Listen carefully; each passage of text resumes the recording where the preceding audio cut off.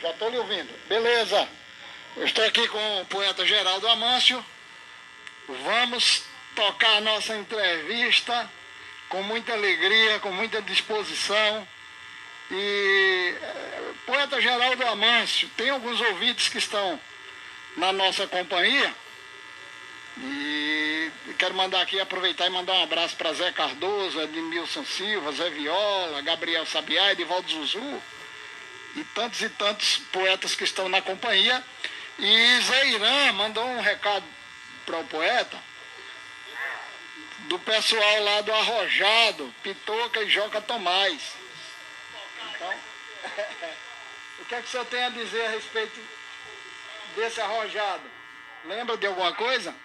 Arrojado é um distrito de Lavras da Mangabeira, fica a 12 quilômetros de onde eu nasci, e de qualquer forma foi a primeira vez que eu cantei com um público muito grande, numa cantoria que não era minha, uma cantoria de Pedro Bandeira, de quem eu fui discípulo, imitador, fui fã, fui todo mundo, ficou essa marca, né, do Arrojado, todo mundo dizendo, inclusive depois de 10 anos que eu cantei, isso foi em 64, né?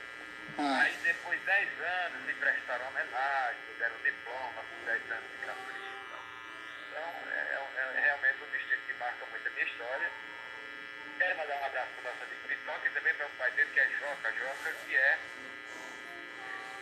poeta, repentista, escritor, CD, publicado, um pessoal maravilhoso. Que bom. Marca muito na minha vida. Que joia. Então o senhor nasceu ali no Cedro, em 1946, né, ali em Malhada da Areia, né, o sítio Malhada da Areia. Tem vários livros publicados, como de repente a cantoria, Gênios da Cantoria, o Beato Zé Lourenço, Caldeirão e a Matança dos Romeiros, Antônio Conselheiro e a Guerra de Canudos, Lampião, Rei do Cangaço, Sem Dúvidas de Português. Uma curiosidade aqui, esse livro Sem Dúvidas de Português, ele é dentro da linha poética ou é um livro fora da poesia? Não é um texto em prosa não, é em verso. Eu fiz, inclusive, tem a parceria do juiz federal, que é também poeta, quando eu lá muito grande, né, porque o réu, antigamente, quem era que vinha o juiz fazendo verso, né? E esse é um juiz federal chamado Dr. Marco Maíto, vivo aí em Brasília, ele é feito todo em cestilho, acho que é cestilho, a maioria dos trabalhos são. E é um trabalho de parceria. Tem ainda um trabalho que eu fiz sobre o Padre Cícero Combativo, né, que é uma referência.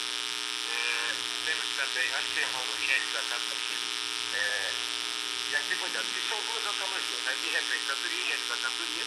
Esses dois também têm a parceria com um grande poeta, jornalista, que já está na outra fronteira, que é o Vanderlei Pereira. E eu tenho também 2 livros de trova, Pelo Caminho das Trovas e Trovas de Amor à Vida. Que bom. Mas também sou um trovador, né? Não sou trovador não, sou povo trovador. E já fui premiado na UBT, na trovador. Em primeiro lugar e um segundo uma vez, foi uma surpresa para mim. Eu participei mais por diletas, mas é uma coisa que eu acho muito, onde eu acho muito prova. É uma grande bênção. Poeta, é o seguinte, eu assisti uma apresentação sua com o Severino Ferreira, onde vocês estavam sentados, e é nesse ponto aí que eu quero tratar contigo, é o seguinte, a postura do cantador no palco, na apresentação. Eu gostaria de saber a sua opinião sobre a questão, né, da postura, da gesticulação, da forma de visualizar o ambiente, se esse postural agradável que você tem, ele é fruto da sua introdução, da sua participação na TV, ou a TV não tem nada a ver, ou a TV contribuiu para que você tivesse um postural assim bem diferenciado? Primeiro, obrigado pela elogio. De qualquer maneira, você quando trabalha na TV, de certo modo você é dirigido, né? Cada programa tem um diretor. E eu tive um diretor muito bom, tinha muita novidade, muita inovação dentro do seu programa, e até a postura também contava ele me dirigindo, faça assim, sempre assim e tal. Mas antes, na verdade, o primeiro cantador que eu vi gesticulando, posicionando-se de uma maneira mais interessante, mais artística, eu diria até, foi o próprio Pedro Bandeira, né, que nós perdemos um tempo dele. Ele foi pioneiro muito nisso, de acenar. Inclusive tem cantadores que não gostam, eu aceno, não deixo nunca, porque, como diz Oliveira de Panela, o palco já está dizendo arte. Então aquela era aí de Goiânia. Goiânia? É onde eu tenho a nossa chácara lá. Goiânia, Pernambuco. No livro de Sebastião Nunes, no livro sobre cordéis, tem vários poetas com o sobrenome de Amâncio Pereira. Eu digo, eu venho daí. Que bom. Então, nesse festival, me veio a ideia de solicitar o povo para cantar um coro com a gente. Eu estava com o Sebastião da Silva, que foi meu melhor parceiro em termos de festivais. Por quê? Porque ele também acenava, né? Acenava. E isso contava ponto também. Eu acho que essa história da postura que você está falando. Aí eu disse, Sebastião, no final, que era uma coisa livre, estilo livre, a gente cantava o que queria, eu disse, Sebastião, vamos cantar um pouquinho da Bahia e pedir para esse povo cantar. Aí ele disse assim, e se esse povo não cantar? Eu digo, não é decepção, porque nunca cantou. E se cantar vai ser um ganho muito grande. E assim aconteceu. Que bom. E daí para cá, todo estilo de cantoria que tem cadência, por exemplo, eu criei agora, eu tenho uns 8 estilos, cantam só uns 2 talvez. Aquilo que é que me falta fazer mais, o que eu fiz até hoje, ninguém faz, eu tinha amigo. Tinha um agora dizendo, foi no Nordeste que nasceu a cantoria, terra da poesia e da cultura popular. Estreiei agora, inclusive, em Itabaiana, final da semana, o pessoal cantando com a gente. Então, que bom. Porque me veio o seguinte, Silvano, por que o povo canta em missa, canta em show, canta em culto, e não canta em cantoria, se cantoria vem de canto, entendeu? E alguns que ainda são tradicionais, andaram me chamando de palhaço, eu estava com palhaçada, mas rapaz... Deixa eu só fechar essa questão. Mas isso não me atinge. Deixa eu só fechar essa questão. Como eu tenho formação nessa área, né, de oratória, homilética também, né, mas especificamente na oratória, então a gesticulação, o postural, a expressão facial, tudo isso aí é muito importante. Então o cantador que consegue ali no palco se apresentar bem, embelezando a fala através do complemento. Muito importante. Agora, dentro dessa questão, já saindo numa vertentezinha, me diga uma coisa: voz, viola, repente e carisma. O que é que pesa mais no sucesso de um cantador? Carisma, mas tem que ter a voz também, certo? Carisma. Carisma. O senhor se considera um poeta carismático? Um pouco. Esse carisma também não é gratuito, sabe? Ele vem através um pouco da arte também. Eu não vou dizer que não sou um pouco, mas há deles, eu conheci, inclusive alguns que não estão mais com a gente, muito mais carismáticos. Há uma coisa muito interessante na cantoria, eu sou um mestre também da poesia. Por exemplo, às vezes um cantador é o maior do mundo para o povo e não é para os próprios colegas, você está entendendo? Entendi. Certo? Entendi. E isso é insuperável, tá? Se fosse para escolher ser o melhor cantador para os cantadores, eu queria ser o melhor cantador para o povo. Certo, exatamente. Deixa eu só entrar numa outra questão aqui, é o seguinte, que o poeta, ele é muito exigente com relação à participação, ou com relação à postura do público ouvinte da sua cantoria, ou da cantoria em geral em que o senhor está participando. Aí eu percebo que o senhor é muito exigente com relação ao silêncio da plateia, com relação à atenção da plateia. Então eu percebo que o senhor mais ou menos ali cobra, de vez em quando dá uma cobrada mais forte, e tem também, logicamente, a questão do som, que eu já percebi várias vezes. Mas a minha pergunta agora é a seguinte: o falatório ou a conversa paralela, ele atrapalha mais o cantador ou o repentista numa apresentação? Não entendi. Quer repetir, Silvano? Por favor. O falatório, o disse-me-disse, a brincadeira na hora em que o poeta está se apresentando. Então a pergunta é a seguinte: isso atrapalha mais o cantador ou o repentista quando está se apresentando? Eu acho que o senhor alcançou a minha pergunta, né? Vamos lá. Até onde eu entendi. É o seguinte. Eu tenho até um amigo, Dr. Luiz Dutra, um grande poeta, filósofo, caicó, médico, cientista. Ele famoso, conhecido aí. Bastante conhecido. Olha, poeta, você é tão carismático que você manda o povo calar e o povo se cala e não tem raiva de você. Se fosse eu, arrumava uns intrigados. Então, eu tenho esse grande defeito. Por exemplo, sempre que eu estou cantando, eu me concentro muito. Vou revelar uma coisa aqui de público, que nunca disse assim, emissora nenhuma. Eu sempre começo uma cantoria com medo. Com medo de quê? Da minha produção não chegar à altura do que o povo espera. E para que essa produção chegue ao público como eu espero, como eu gostaria que fosse, eu tenho que estar concentrado e que ninguém me tire a concentração. Olha, é de uma forma tal, qualquer coisa me perturba. Se eu estiver cantando e o vento soprando uma folha no chão, um papel, um plástico, a maioria das vezes eu chamo uma pessoa e peço, bem que eu digo, não diga que eu estou mandando não, mas tira esse papel da minha frente. Me desconcentra. Me desconcentra. Por exemplo, eu estou fazendo uns trabalhos de gravação política. E hoje eu estava gravando aqui, aí apareceu a pessoa de casa mesmo. No que apareceu, eu perdi. Eu tenho isso é um defeito que eu pelejo e não corrijo. Então, realmente, qualquer barulho, qualquer conversa me desconcentra. E eu fico triste porque o prejuízo não é só meu, mas é somente principalmente de quem pagou para me ouvir. O senhor quer dizer que, com relação à sua apresentação, pouco importa a estrutura, a forma, a diretriz que o senhor tenha naquilo que vai fazer, de um jeito ou de outro atrapalha.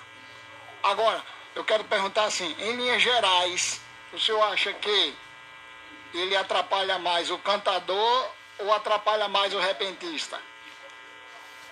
Vê se eu entendi.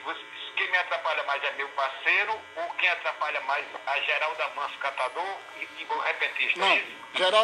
Geraldo Amâncio se atrapalha ou interfere na sua produção ou não consegue desconstruir o medo com que o senhor está ali no início, né? Então, esse falatório. Então, independente de estar ali Geraldo Amâncio repentista ou Geraldo Amâncio cantador, pouco importa se a tônica é para o cantador ou para o repentista, que tem a expansão, né? Que a necessidade de expansão naquela apresentação ou não. Mas eu quero dizer o seguinte, em linhas gerais, para outros poetas, o senhor acha que isso atrapalha mais aquele que está ali como cantador ou aquele que está ali como repentista? O que eu quero dizer é o seguinte, eu, por exemplo, eu tenho dificuldade de memorizar, de gravar. Se eu fosse para viola, então dificilmente eu usaria muito expansão, entendeu agora? Então, aí é essa a minha pergunta. Se esses falatórios dele pode, no sentido de desconcentrar aquele que se preparou de antemão para aquela apresentação, ou independe dele ser repentista mesmo, cru ali, e depende de uma coisa ou outra, ou o senhor acha que em linhas gerais o cantador padece mais quando a plateia tenta desconcentrá-lo? Entendi. Pronto, você mesmo deu a pergunta agora sim. O que mais atrapalha o cantador, Há cantadores que nem sentem isso, tá certo? O que mais atrapalha realmente a produção minha, no caso individual, é justamente, por exemplo, não me sinto bem quando sento para cantar, por exemplo, e tem uma mesa e uma pessoa senta de costa para mim. Eu já digo para o companheiro, pronto, estou morto aqui. Porque eu acho que é um desprestígio, sabe? Às vezes a pessoa faz até no sentimento, sabe? É verdade. Me diga em cima disso vem uma pergunta. Aqui é assim, em cima disso vem uma pergunta. O que atrapalha mais você como cantador, como repentista, né? Quando eu falo assim, eu quero dizer na sua apresentação, tá? Na sua apresentação. É alguém que se senta de costa para o público ou aqueles que forjam palmas para tentar desconcentrar você ou para desqualificar, ou alguém que tem alguma rixa, alguma coisa. Você acha que estão no mesmo nível? Tanto faz alguém, tipo, você faz a sua apresentação, o outro vai e tem aquela patota que taca a palma no teu companheiro que está do lado e quando chega na sua parte eles silenciam e tal. Então, isso aí está no mesmo nível de alguém que vira as costas ou tem diferença para você como repentista? Isso aí é que aconteceu poucas vezes na minha vida. Isso não é a morte, mas tem um fim muito grande, sabe? Porque eu, de certo modo, sou meio dependente do aplauso, do carinho, do reconhecimento. Aconteceram poucas vezes, mas algumas pessoas individualmente talvez tenham usado isso. Isso é uma morte, sabe? Lhe desconcentra, lhe desprestigia. Você se sente um Zé Ninguém, né? Quando de propósito, por exemplo, uma turma, quando se... Olha, na cantoria existe tudo. Tinha um camarada, que eu não vou citar o nome, eu não sei porquê, gratuitamente fazia isso em cantoria minha. Ele pagava a um determinado grupo, 4, 5 pessoas, para aplaudir só o outro, e na hora que eu estava cantando, ficar fazendo barulho. Mas me diga uma coisa, aí vem uma pergunta, é porque o nosso bate-papo é diferente, né? É diferente, é um bate-papo assim, muito informal, muito transparente e muito natural, entendeu? A gente vai desenvolvendo à medida que vai surgindo as coisas, né? Assim é que é bom. É mais ou menos nessa linha aí. Já chegou o momento de você se ver em desvantagem e Deus lhe inspirar de um jeito que você reverteu e a maioria encobriu aquele movimento? Muito pouco. Talvez 2, 3 vezes na minha vida. Tá? Mas aconteceu também aconteceram poucas vezes, graças a Deus, essas coisas, mas já aconteceu. Mas eu também faço o seguinte, eu tenho a minha arma, sabe? Quando eu vejo isso, eu pego a dizer sabe? Dizer piada, sabe? Que é porque você não entende cantoria, tarará. Eu não passo para cima do parceiro, e sim para quem, porque eu acho isso uma agressão, um desprestígio, sabe? É verdade. Mas, graças a Deus, na minha vida aconteceram poucas vezes. É verdade. O senhor é cantador, repentista, escritor, radialista, apresentador de TV, declamador, trovador. Agora me diga uma coisa, o senhor referendou a trova, mas dando um destaque muito especial no início da nossa conversa, e eu quero que o senhor me fale um pouquinho a respeito do espírito da trova.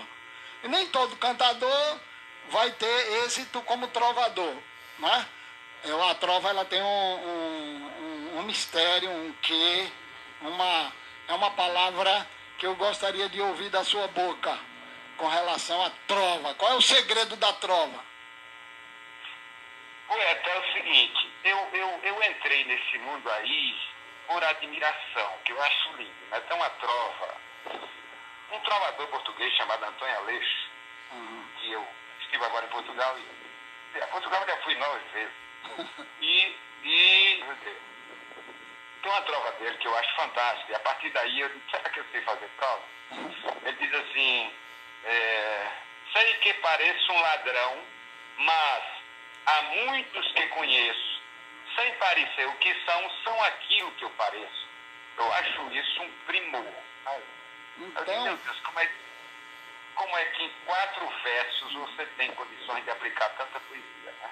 Então o senhor quer dizer, em outras palavras, que a trova Ela depende muito da filosofia do que se escreve. Lirismo. O lirismo. Ela cabe tudo. Aí, por exemplo, tem Pedro Ornelas, que acho que você conhece, é um dos maiores. Eu ia falar nele daqui a pouquinho, mas pode falar. Muito culto, muito exigente.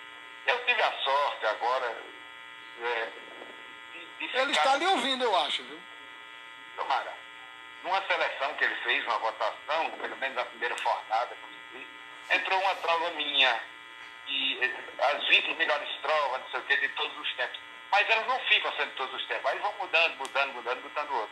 Aí eu tenho uma que eu digo, metade da humanidade, infelizmente, não come, não dorme a outra metade, temendo os que passam fome.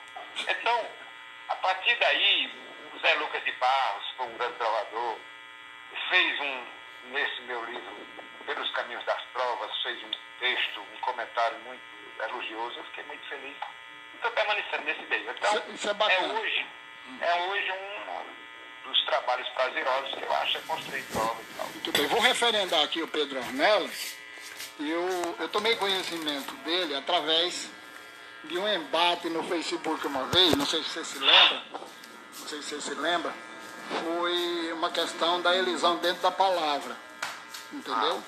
Então, eu estava numa linha de pensamento, né, um pouco à direita, diferente um pouquinho, né, e na defesa daquilo que o poeta cria e entendia, referendou Pedro Ornelas como alguém gabaritado ou de nível. E após aqueles momentos ali, mais na frente, nós precisamos de alguém para julgar uma bancada do cordão improvisado no festival, e nós colocamos o Pedro Ornelas. Quer dizer, fruto daquela conversa onde havia uma divergência, não fui eu o divergente, mas ratifiquei um pensamento contrário ao seu, mas ali trouxe uma coisa boa. Você vê como é interessante a vida, né? E aí eu me aproximei do Pedro Ornelas, que eu tinha mais um contato à distância, né? E foi muito legal e foi muito bacana. Agora, em cima disso aí, quer dizer, em cima dessa questão de ser útil, de ser produtivo, de ser valorizado. Aí a minha pergunta agora é a seguinte: você se considera o patrimônio vivo do Ceará?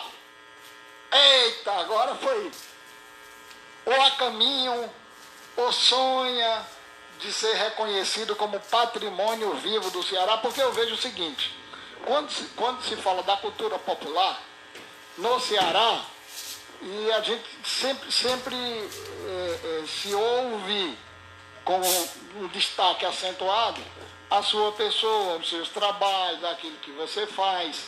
Como você é muito diferenciado e tem várias frentes de atuações, então chega aos ouvidos, à vista, ao alcance e tal. Aí a minha pergunta é essa: eu não sei se no Ceará tem esse título, como Pernambuco tem, de patrimônio vivo de Pernambuco. Hoje, aquele que chama o Papa da Poesia, lá como é o nome dele? Agora esqueci. Daqui de Pernambuco. Ele é patrimônio vivo. Dedé Monteiro, lá no Ceará, existe esse título de patrimônio vivo ou não? Silvana, aqui existe uma comissão da Secretaria de Cultura, todo ano premia 12 mestres da cultura. Não sei se todo ano ou 2 em 2 anos, coisa assim. Eu fui escolhido mestre da cultura em 2017 e recebi uma comenda da Bienal do Livro, que é coisa mais da sumidade da cultura e tal, da literatura. Né? Inclusive, Ariano Suassuna foi premiado, e alguns outros, Lira Neto, um grande escritor que está fazendo voz até no Porto, Steve Beleza. Então, eu não me considero, né? E agora, eu tenho certeza de uma coisa, é que minha contribuição foi razoável até hoje em termos da literatura, da cultura, do repente. Antes de mim, não sei se você sabe disso, o cantador só era grande se fosse paraibano. De tal forma que aqui tinha cantador que nunca foi a Paraíba e dizia, esse é o paraibano, não sei quem paraibano por aí. Me perdoe, pessoal, depois até descobri, parece que ele é de Capitão do Rocha. Então, se fosse da Paraíba, era grande. Se fosse do Ceará, rimava errado. E eu saí sem proteção, sem isso. Participei de mais de 200 festivais competitivos, que à época eram todos feitos de improviso. E ganhei, é claro que não sozinho, ele canta de dupla, mas 150 primeiros lugares. Tive a sorte, não o tanto talento. Eu sou o único cantador da minha geração competindo nesses festivais que nunca fui desclassificado. Já teria até 5º lugar, agora nunca fui desclassificado e gente mais famosa que eu foi. Mereceu ser? Eu acho que não, mas eu estou dizendo aqui, até nisso eu levei só.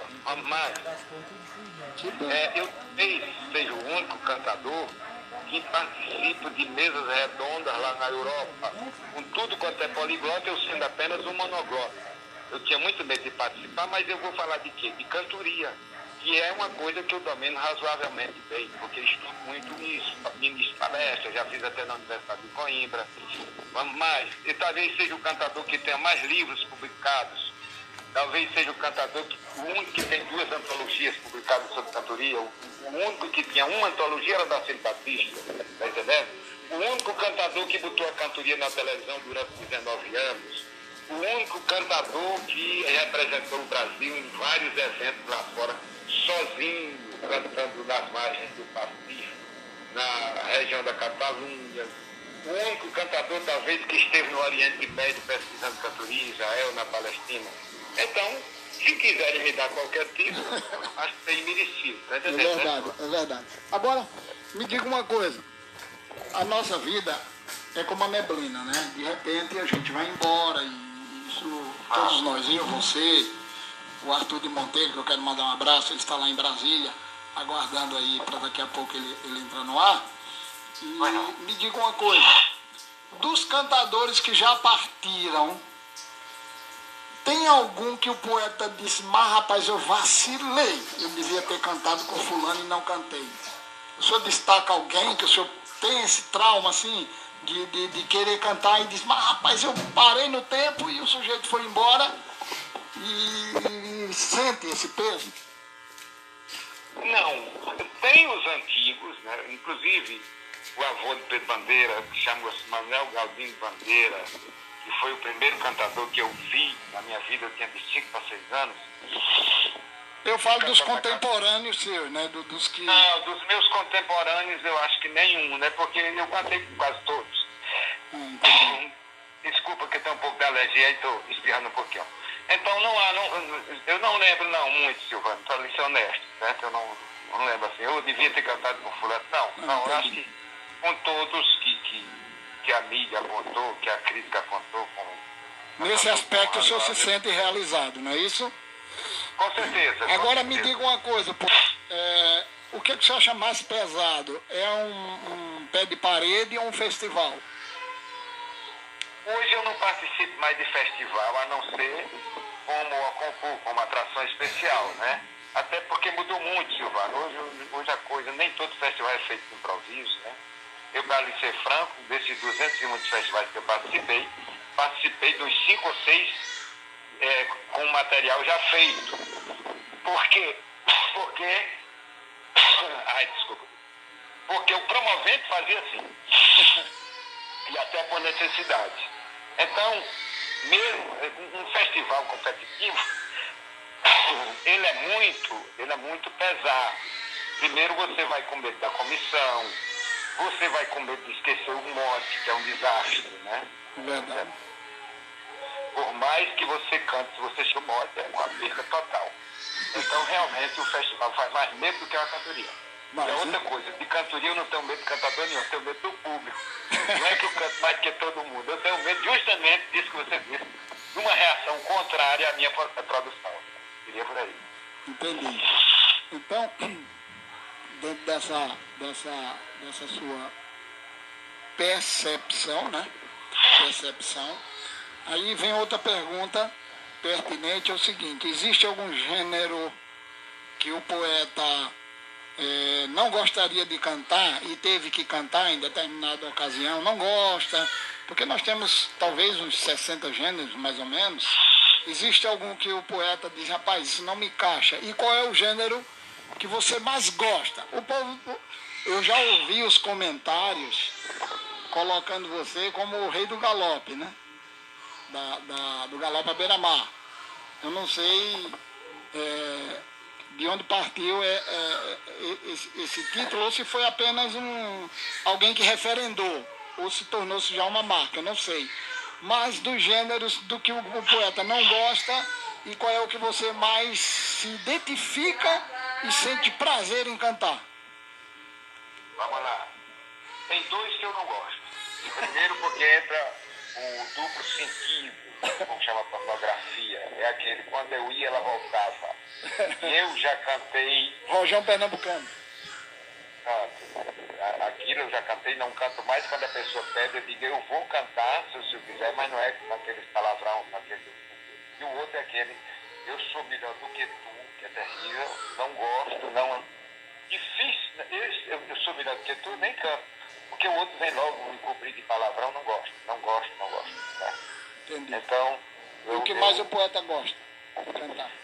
Eu gosto do modo de 7, quando ele é bem estruturado, quando ele é novo, quando não foi cantado. Porque o modo, para mim, eu gosto quando ele é virgem. Tá certo?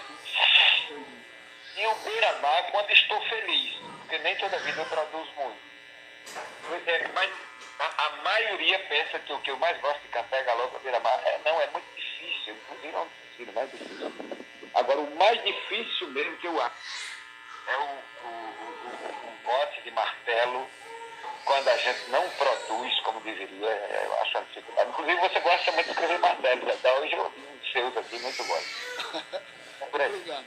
Obrigado, poeta. Nós estamos com Geraldo Amâncio Pereira, ministrou na Universidade de Coimbra, na Academia Brasileira de Cordel. Ele é membro. Então, por falar em Academia Brasileira de Cordel, a pergunta é a seguinte: o cordel hoje é patrimônio imaterial do Brasil, né? O cordel hoje.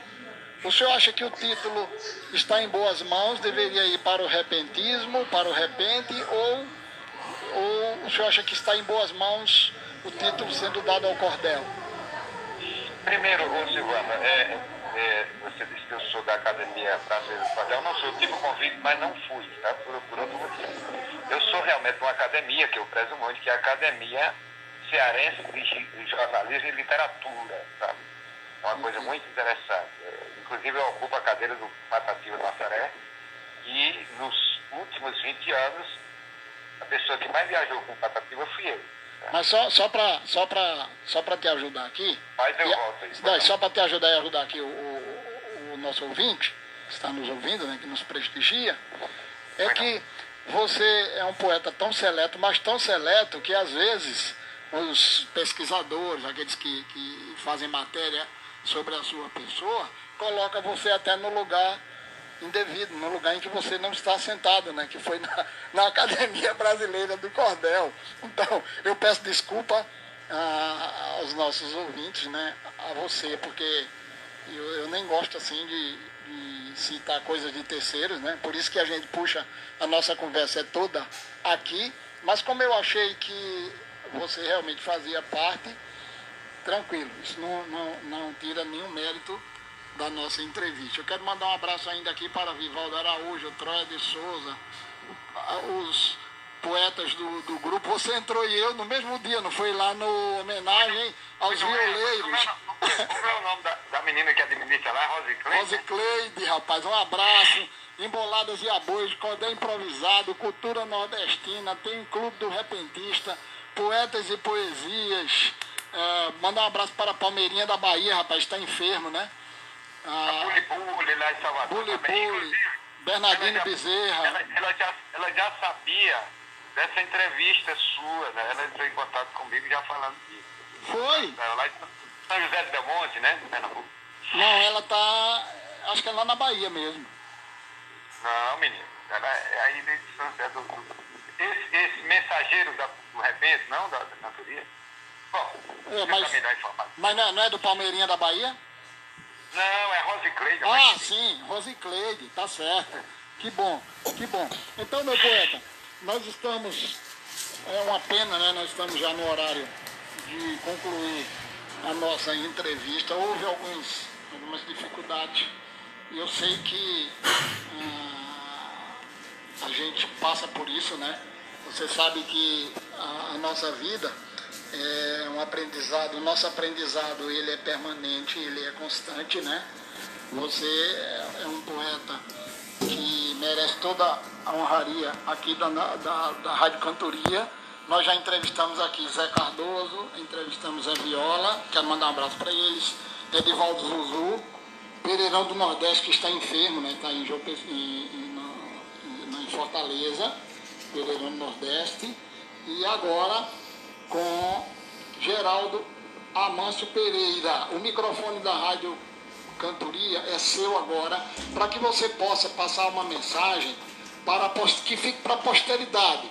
Aqueles que estão começando, aqueles que estão no meio da carreira, aqueles que estão desanimados. Qual é o seu incentivo? Qual é a sua palavra? O que é que você tem a dizer? Eu, da minha parte, eu agradeço muito demais a sensibilidade que você teve de imediato aceitou esse bate-papo, certo? O nosso tempo aqui, acho que né, foi curto, né? Eu tinha tanta coisa para desenvolver, mas o momento foi excelente para mim. Então o microfone é seu para as palavras finais, conclusivas. Senhor, eu agradeço a você pelo convite, pela lembrança e pela maneira como você conduz, né, essa entrevista, porque o entrevistado depende muito de quem está entrevistando. E você realmente é muito inspirado, domina muito bem esse assunto. Com relação a deixar uma orientação, um conselho, coisa parecida para os jovens que estão começando, primeiro dizer que essa profecia que a cantoria vai acabar, é a mesma coisa da profecia que o circo também vai se acabar, desde Roma, antiga, que o circo existe, ele está aí e vai em frente, né? O que precisa é qualidade. Mas vamos lá. Nós temos muitos jovens, muito bons poetas. Um dos maiores conselhos que eu dou, que eu insisto, que eu peço até pelo amor de Deus, é não criar o hábito de fazer cantoria, levar a cantoria pronta, que chama-se decoro, tá certo? Porque se matar o improviso, matou a alma da cantoria. O que é a riqueza da cantoria? É o improviso. Eu costumo, Silvano, por exemplo, eu estou cantando, eu posso estar cantando falando na lua, nas estrelas. Se qualquer coisa que acontece ali que chama a atenção do povo, eu abordo a cantoria para mostrar que estou cantando de improviso, certo? A cantoria, como eu disse, não vai acabar nunca, porque se um dia, se por acaso não vai acontecer, faltar plateia, os cantadores irão cantar uns para os outros, porque são poetas, né, Silvano? O senhor acha que a matéria-prima hoje desse remanescente é boa, regular ou ótima? É boa. Agora, em cima dessa matéria-prima boa, porque o tempo aqui é difícil, mas o Guilherme Nobre, é isso que eu ia perguntar, eu não queria deixar passar. Eu notei que você tem sido assim, um esteio na vida desse jovem. Eu não conheço a cantoria dele, certo? Não tenho proximidade, mas eu vejo, você já esteve com você fora do Brasil, eu vejo ele contigo na live. O que é que te levou a dar um aval a Guilherme Nobre? Você vê capacidade de desenvolvimento, vê poética, um futuro brilhante, alguém que você diz assim, eu quero deixar o meu legado com esse rapaz? Fala um pouquinho, só rapidinho, a respeito do Guilherme Nobre, que me chamou a atenção. O primeiro comportamento desse rapaz é extraordinário. Segundo, ele faz o que eu deveria ter feito. Ele não tem cantoria como prioridade. A prioridade para ele é o estudo. Ele está fazendo letra. Quando há 50 e muitos anos, o primeiro cantador formado que eu vi foi o Dr. Ferreira aqui de Fortaleza, disse, rapaz, você tem o quê? Aí eu disse, eu tenho um terceiro ano primário. Ele disse, começa a estudar que você se forma mais novo que eu. Eu queria lá ser doutor, eu queria ser Pedro Madeira. Aí, esse menino, encontrei com ele, ele tinha uns 15 anos, e vi que ele tinha futuro. Vi que é um comportamento extraordinário, que não fala de colega, que não bebe, que, sabe, um comportamento que me chamou a atenção. É muito humilde, muito talentoso, tem um futuro enorme. A primeira coisa que ele pensa é ser professor universitário e depois cantador. Que bênção, né? Que bom. Futuro enorme. E é carismático, encanta em todo canto que vai, é um grande parceiro. Então você tá fazendo um papel excelente. Eu caí do cavalo com relação a membro da Academia Brasileira do Cordel, mas não queria cair do cavalo sobre isso. Você cursou a Faculdade de História em Fortaleza? Hã? Você cursou a Faculdade de História em Fortaleza? Não, deixei pela metade, porque filhos e netos meus, alguns ainda são meus dependentes. Aí não deu, meu irmão, para concluir, porque vieram as viagens e por necessidade e com muita tristeza eu não concluí o curso, tá certo? Aí, mas eu sempre digo, até brincando, eu vou fazer como um cidadão que terminou direito com 85 anos. Lá em Quixadá, quando ele desceu do trem, um contemporâneo, ao invés de estimulá-lo, disse assim: ô fulano, você se formar tão velho pra quê? Disse: pra não morrer burro como você. Eu tenho vontade de fazer a mesma coisa. Fechou com chave de ouro a nossa entrevista. Meu poeta, Zé Geraldo Amâncio, rapaz. Olha, obrigado, é uma pena, o tempo é cruel, né? É cruel. Eu passaria a noite nesse bate-papo. Olha, eu fiquei muito honrado, muito feliz. Arthur de Monteiro, que é o dono do programa, nós agradecemos demais pra ele mesmo. que os ouvintes sejam agraciados. Aquilo que os ouvintes gostariam de perguntar, eu me fiz aqui de ouvinte para poder arrancar algumas coisinhas suas, né? É uma pena que o tempo foi curto, mas foi o suficiente. Eu estou muito satisfeito. Que Deus abençoe. Obrigado, que Deus abençoe ricamente. De Deus. Valeu, querido. Obrigado. Um grande abraço, Geraldo Amâncio Pereira. Valeu, meu irmão. Um abraço.